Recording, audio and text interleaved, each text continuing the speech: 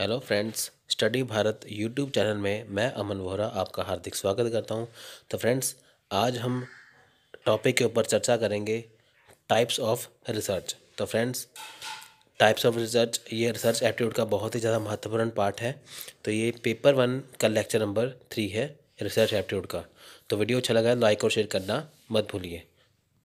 तो फ्रेंड्स, आप हमारा टेलीग्राम चैनल भी ज्वाइन कर सकते हैं, जिसके ऊपर आपको डेली का वीडियो लिंक मिलेगा। तो आपको वीडियो ढूंढना नहीं पड़ेगा। ठीक है फ्रेंड्स, आप डेली बस टेलीग्राम पे ऊपर जो वीडियो लिंक है उसको फॉलो कीजिए। अगर आपको पेपर 1 का स्टडी मटेरियल चाहिए, इसकी कॉस्ट है 1200 रुपये। तो ये आपको हिंदी और इंग्लिश दोनों मीडियम में मिलेगा। तो ये आपको कंप्लीट और अपडेटेड सिलेबस मिलेगा। इसके बाद आपको कोई भी बुक पढ़ने की ज़रूरत नहीं पड़ेगी। यूजीसी नेट पेपर 1 का स्टडी मटेरियल जो है वो पीडीएफ में भी अवेलेबल है, जिसकी कॉस्ट है 495 रुपीज़। ये फुल कोर्स है। अगर आपको विदाउट मैथ और रीजनिंग चाहिए, इसकी कॉस्ट है 350 रुपीज़। ये भी हिंदी इंग्लिश दोनों में अवेलेबल है। तो अगर आप हमारे टेलीग्राम ग्रुप में ज्वाइन होना चाहते हैं, इसकी कॉस्ट है 200 रुपये।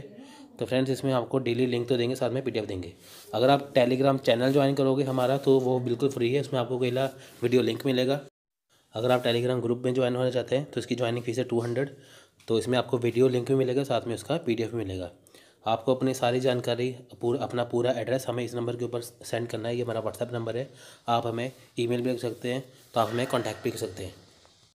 बाकी की जानकारी आपको यहाँ पे दे दी जाएगी। तो चलिए फ्रेंड्स, शुरू करते हैं। हेलो दोस्तों, तो फ्रेंड्स आज हम शुरू करेंगे टाइप्स ऑफ रिसर्च। ठीक है फ्रेंड्स, तो फ्रेंड्स देखिए, टाइप्स ऑफ रिसर्च में हम क्या देखेंगे। देखिए, मैं आपको यहाँ पे सभी प्रकार की लगभग जो टाइप्स है रिसर्च की आपको मैं बता दूंगा। यहाँ पे देखते हैं। तो चलिए फ्रेंड्स, देखिए फ्रेंड्स, यहाँ पे लिखा है टाइप्स ऑफ रिसर्च। देखिए, डिस्क्रिप्टिव वर्सेस एनालिटिक। ठीक है फ्रेंड्स, एक तो हो गई हमारी रिसर्च जो डिस्क्रिप्टिव होती है, एक होती है एनालिटिक। ठीक है फ्रेंड्स, अब देखिए इसको डिस्क्रिप्टिव को देखते हैं क्या है। देखिए, makes proper and logical description of the subject topic और problem by calling true realistic and reliable information through survey and fact findings inquiry of different kinds. ठीक है फ्रेंड्स, देखिए सबसे पहले मतलब क्या है डिस्क्रिप्टिव का, यानी कि डिस्क्राइब करना। हम जो भी कोई रिसर्च है उसको पहले डिस्क्राइब करेंगे, डिस्क्रिप्टिव फॉर्मेट में लिखेंगे, यानी कि विस्तार पूर्वक लिखेंगे, उसका वर्णन करेंगे। ठीक है फ्रेंड्स, यानी कि हम ऐसी रिसर्च करने जा रहे हैं जिसको हम वर्णन करते हैं, जिसको हम डिस्क्राइब करते हैं विस्तार पूर्वक, जिसके बारे में बहुत ज़्यादा लिखते हैं।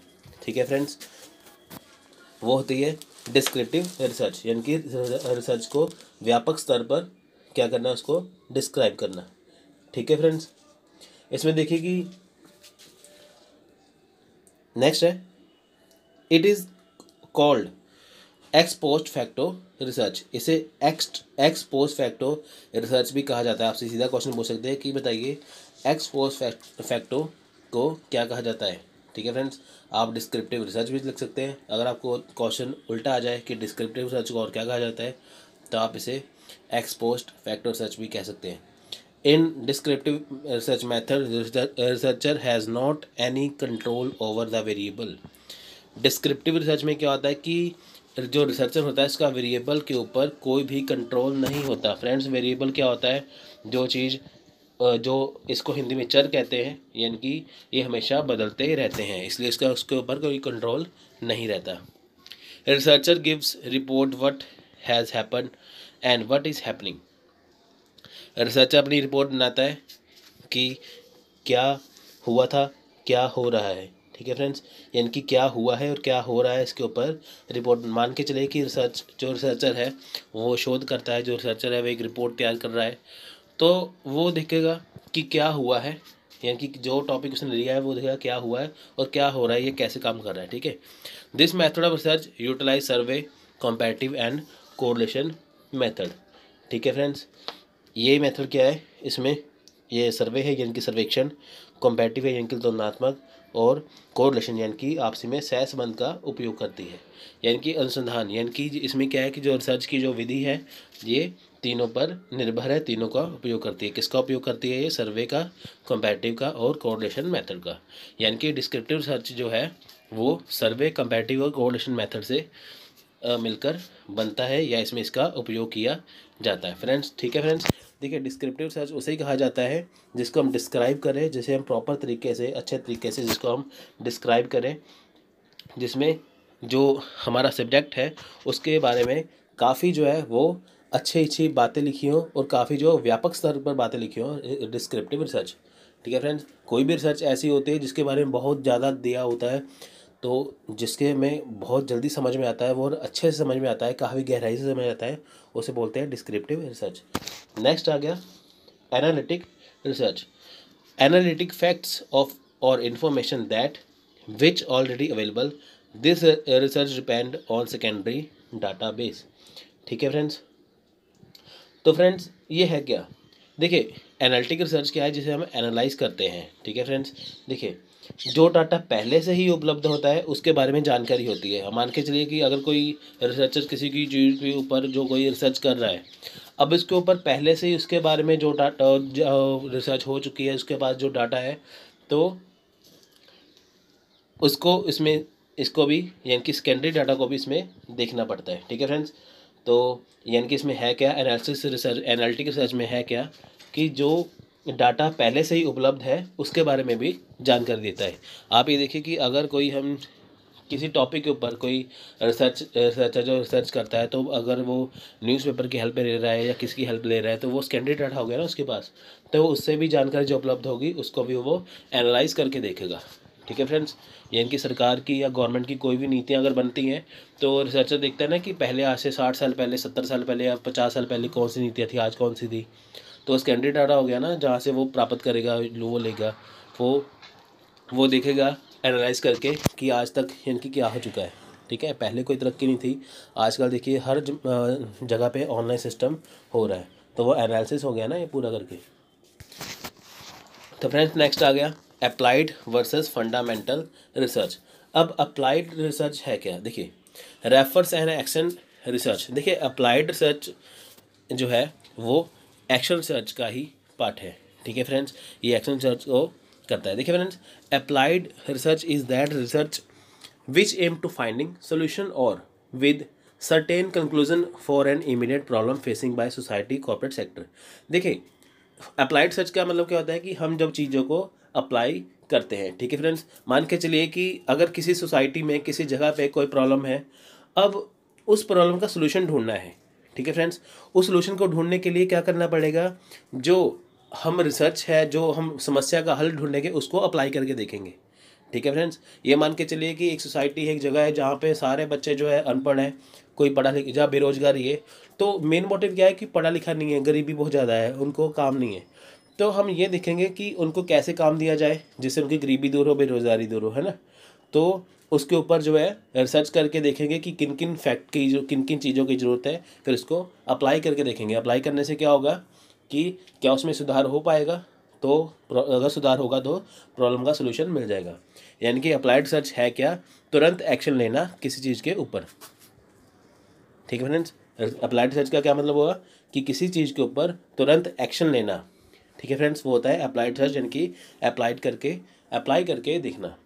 ठीक है, the principle of fundamental research are use in applied research. Applied research discovers a solution for some practical problem such as identifying social, economic और political trends that affect society और पार्टिकुलर फर्म। देखिए इसमें ये कहा गया है कि जो अप्लाइड रिसर्च है उसमें क्या किया जाता है कि जो प्रॉब्लम है, कुछ जैसे प्रॉब्लम आती हैं, जो प्रैक्टिकल प्रॉब्लम है हमारी रोज़मर्रा की ज़िंदगी में, उसका समस्या का सोल्यूशन ढूंढना या समाधान ढूंढना।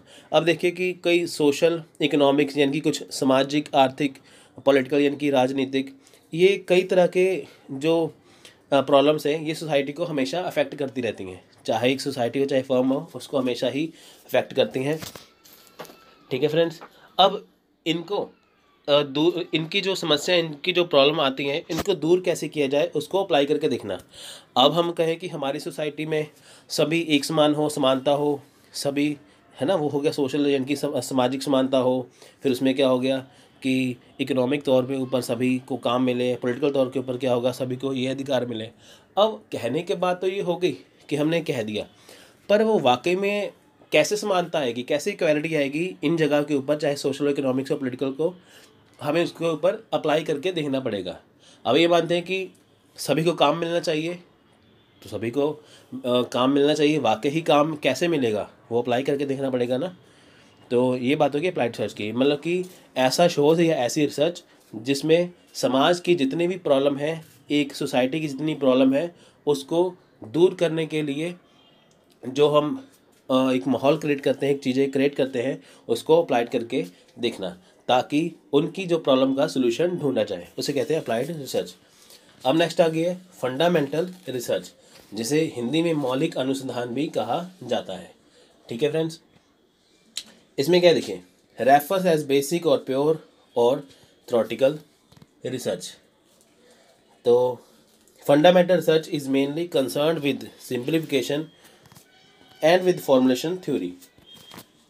ठीक है फ्रेंड्स, यानी कि जो फंडामेंटल रिसर्च है उसे मुख्य रूप से सरलीकरण, यानी कि जो आसानी है उसके साथ, और जो सिद्धांत निर्माण है यानी कि फॉर्मेशन थ्योरी है उसके साथ जोड़ के देखा जा सकता है। यानी कि देखिए कि हम किन किन सिद्धांतों पे, किन किन थ्योरी पे चलते हैं।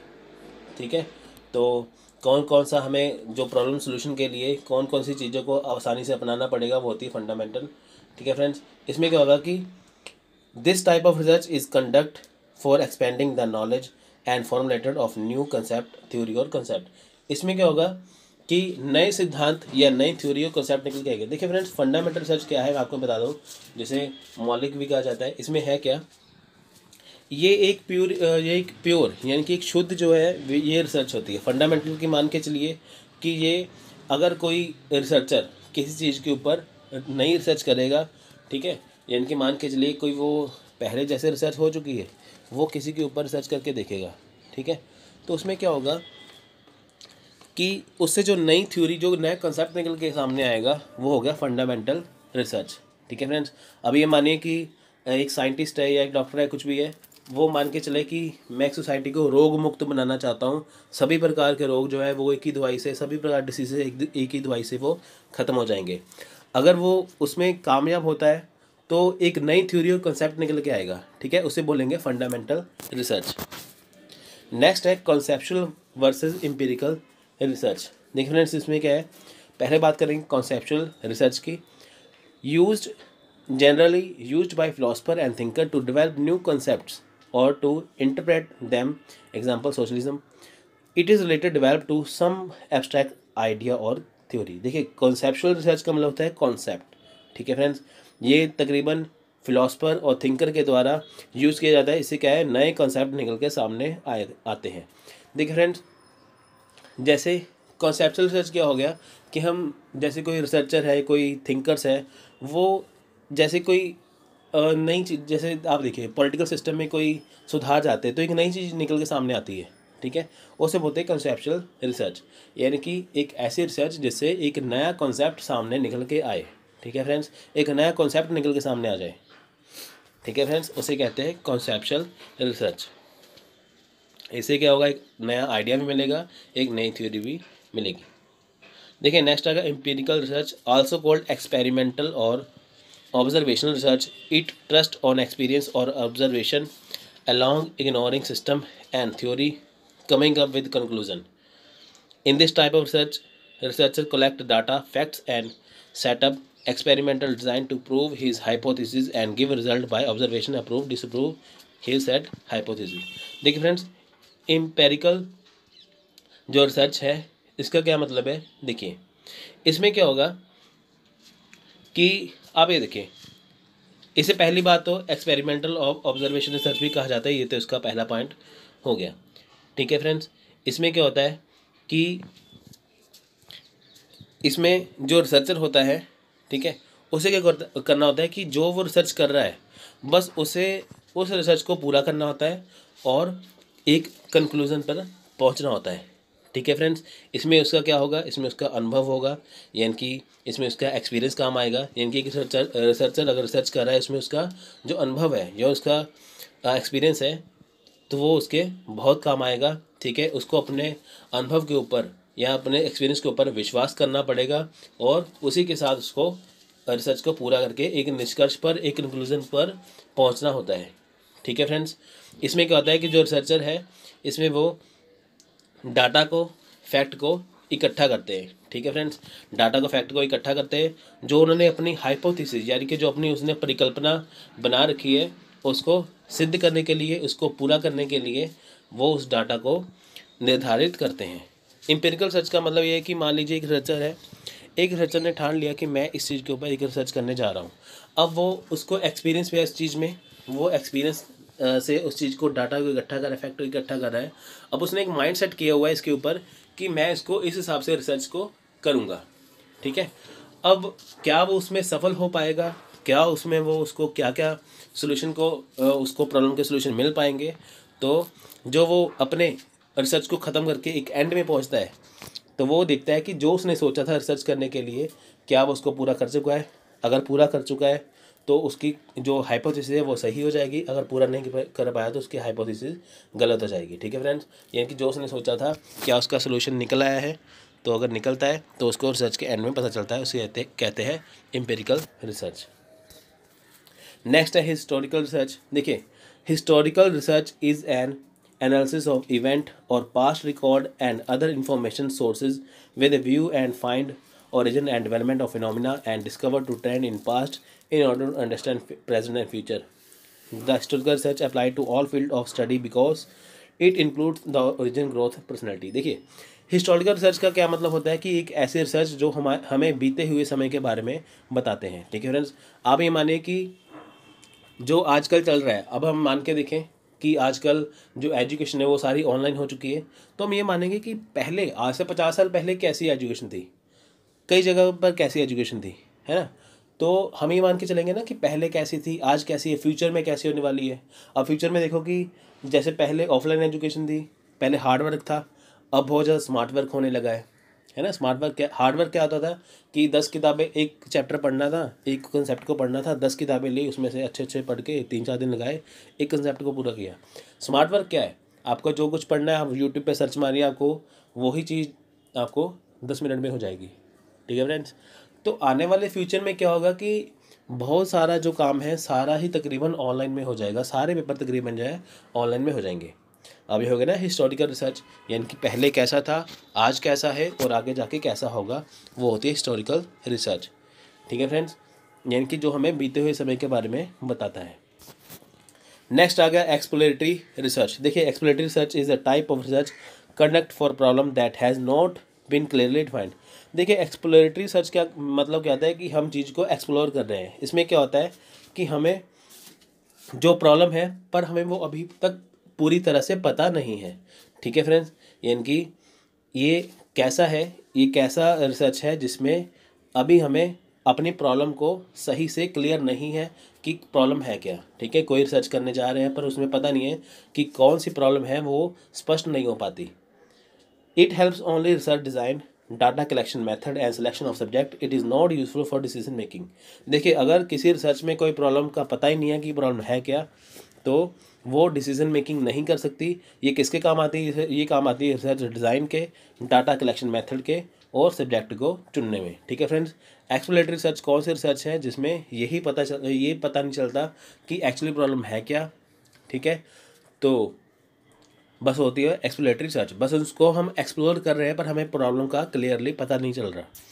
ठीक है, नेक्स्ट आ गया diagnostic research. It is called clinical research which aim to identify the cause of problem, frequency and occur and solution for it, like research done by doctor on a crucial disease। देखिए, हमने ऊपर पढ़ा था empirical exploratory research जिसमें हमें problem का सही से पता नहीं था, फिर भी हम उसको कर रहे थे, वो थी एक्सप्लोरेटरी रिसर्च। अब है डायग्नोस्टिक रिसर्च। इसमें क्या होगा कि हम प्रॉब्लम का पता लगा रहे हैं, पहले हमें पता नहीं था एक्सप्लोरेटरी में, पर डायग्नोस्टिक में उसका हम पता लगा रहे हैं। हम ये देख रहे हैं कि जो प्रॉब्लम हमारे सामने आ रही है वो क्यों है, कैसे है और इसकी समस्या, इसका सोल्यूशन कैसे, हमें समाधान कैसे ढूंढना है। ठीक है फ्रेंड्स, जैसे एक डॉक्टर है, बहुत भयंकर बीमारी जो क्रूशियल डिसीज़ होती है उसको पता लगाने की कोशिश करता है कि किसी मरीज़ को कौन सी बीमारी है, तो वो रिसर्च करना शुरू कर देता है। तो एक ऐसे ही डायग्नोस्टिक रिसर्च में ऐसे ही पता लगाया जाता है। ठीक है, जैसे एक डॉक्टर होता है ना कि बहुत भयंकर बीमारी, क्रूशियल डिसीज़ हो गई, किसी का पता नहीं चल रहा किसी को प्रॉब्लम है क्या, वो उसके बारे में रिसर्च करना शुरू कर देता है कि बीमारी है क्या। बस यानी कि किसी प्रॉब्लम को ढूंढना, किसी प्रॉब्लम का पता लगाना, फिर उसका सोल्यूशन को ढूंढना, वो होती है डायग्नोस्टिक रिसर्च। नेक्स्ट है एक्सपेरिमेंटल रिसर्च। एक्सपेरिमेंट क्या होता है कि एक्सपेरिमेंट करके देखना। Experimental research is the process of testing the authenticity and reliability of hypothesis. Experiment is an important aspect of this type of research. There are many type of experimental research. देखिए experimental research अब है क्या, यानी कि experiment करके देखना। ठीक है फ्रेंड्स, इसमें है क्या, देखिए अगर हमें कोई चीज़, हम ये पढ़ते हैं कि हाँ हमने ये चीज़ पढ़ ली, सोसाइटी पर लागू होने के लिए ज़रूरी है, ये लागू हो सकती है, पर क्या उस एक्सपेरिमेंट को किए बगैर वो किया जा सकता है? अब ये मान के चलिए कि आप किसी जगह पे भाषण देने जा रहे हो, किसी जगह पर स्पीच देने जा रहे हो, चलो इसको भी छोड़ो, आप ये मान के चलिए कि साइंस ने तरक्की आजकल कितनी कर ली है ना। अब ये कहते हैं कि हाँ, अब आप ये देखिए कि जो गैलेक्सी है हमारी, जो यहाँ पे जो हमारा ऊपर जो सौर मंडल है ना, वहाँ पे क्या होगा कि नई तरह तरह की खोजें हो रही हैं। अब वो एक्सपेरिमेंट करके देखें ना कि कैसे कैसे हो रही हैं। ठीक है, यानी कि जिस चीज़ के बारे में हम रिसर्च कर रहे हैं, हमें पता है कि वो चीज़ ऐसे होनी चाहिए, उसको एक्सपेरिमेंट किए बगैर नहीं किया जा सकता। ठीक है, तो एक्सपेरिमेंट करने से पता चलता है कि चीज़ें लागू हो सकती है कि नहीं। हमने सोच तो लिया ये सोसाइटी पे लागू हो जाएंगी, है ना, पर उसको एक्सपेरिमेंट किए बगैर नहीं हो सकता। तो एक्सपेरिमेंट रिसर्च काफ़ी टाइप की हैं।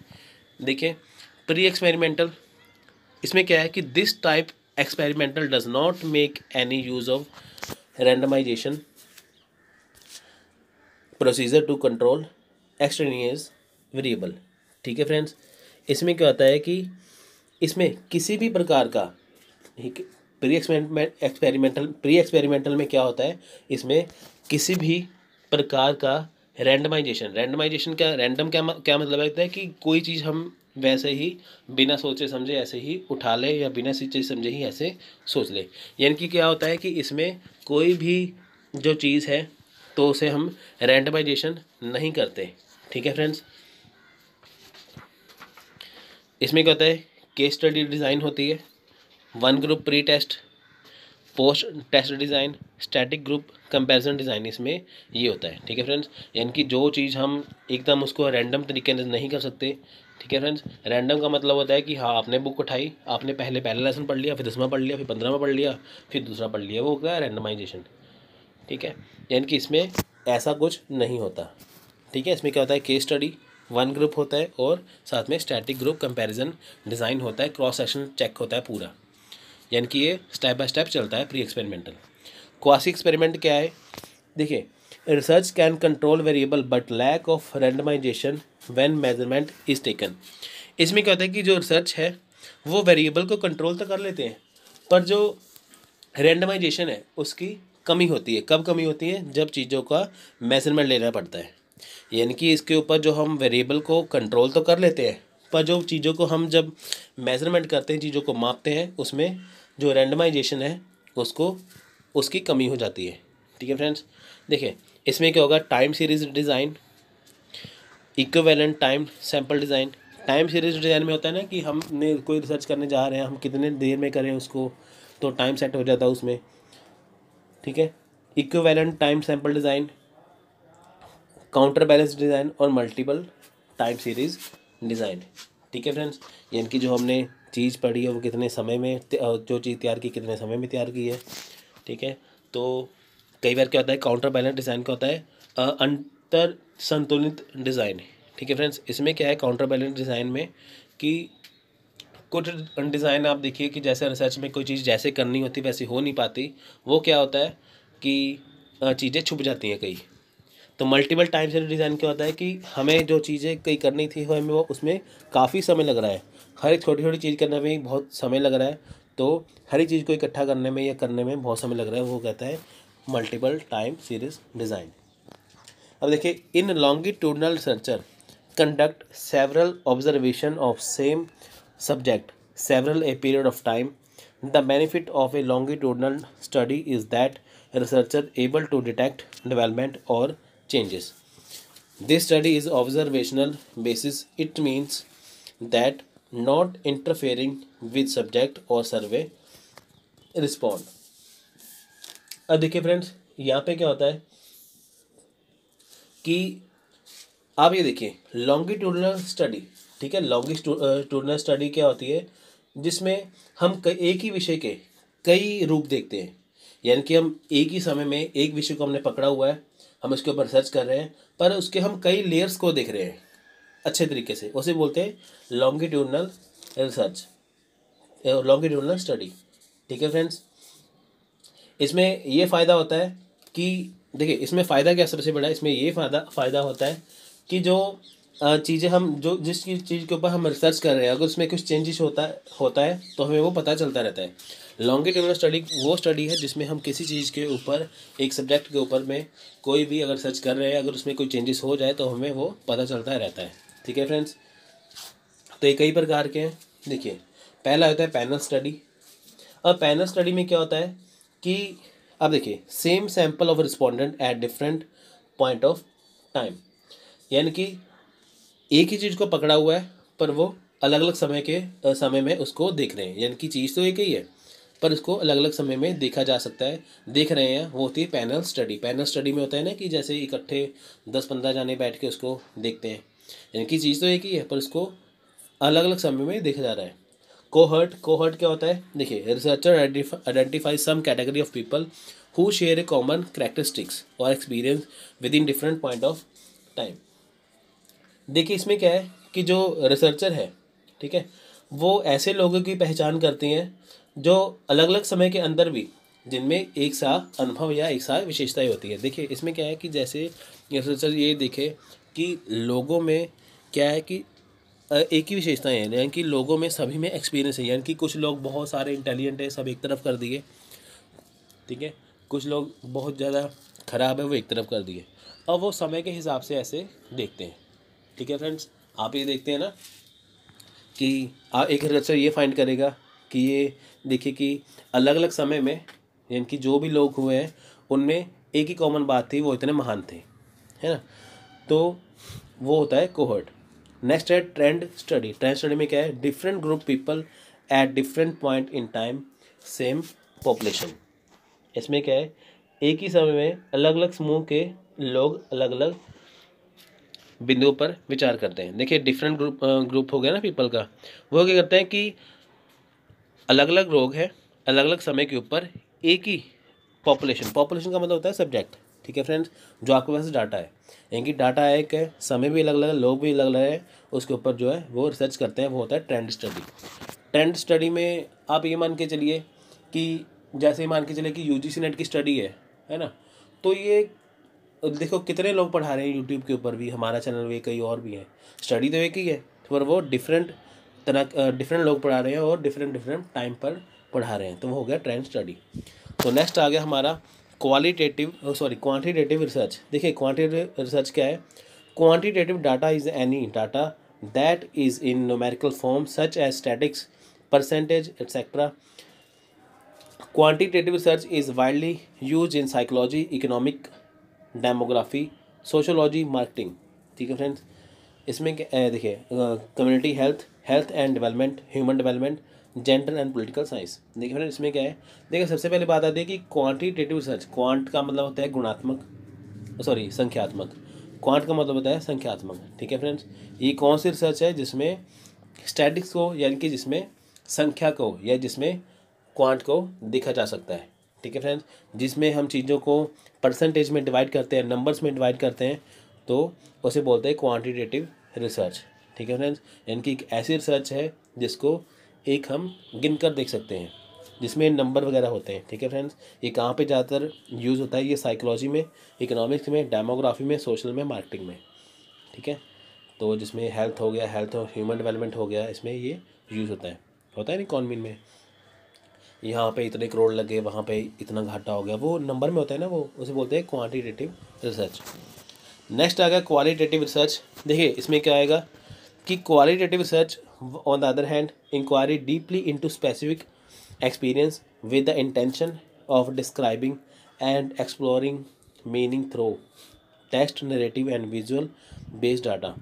It focus on why rather than what. देखिए फ्रेंड्स, क्वालिटेटिव का मतलब क्या होता है? गुणात्मक, यानी कि चीज़ें जो रिसर्च है, जो कोई टॉपिक है, जो कोई भी चीज़ है, उसके ऊपर ये क्या करते हैं, ये एक देखते हैं कि इसमें खासियत क्या है।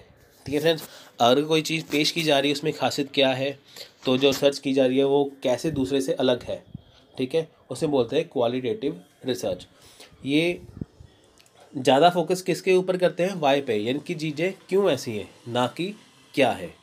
यानी कि ये ऐसी रिसर्च है जिसमें ये नहीं देखा जाता है कि चीज़ें है क्या, इसमें देखा जाता है कि चीज़ें क्यों ऐसी हैं। ठीक है, वो उसे बोलते हैं क्वालिटेटिव रिसर्च। तो फ्रेंड्स, ये था आज का लेक्चर। तो फ्रेंड्स, अगर आपको लेक्चर अच्छा लगा है तो इसको लाइक और शेयर करना मत भूलिए। तो मिलते हैं अगली वीडियो में, तब तक के लिए धन्यवाद, थैंक यू, जय हिंद।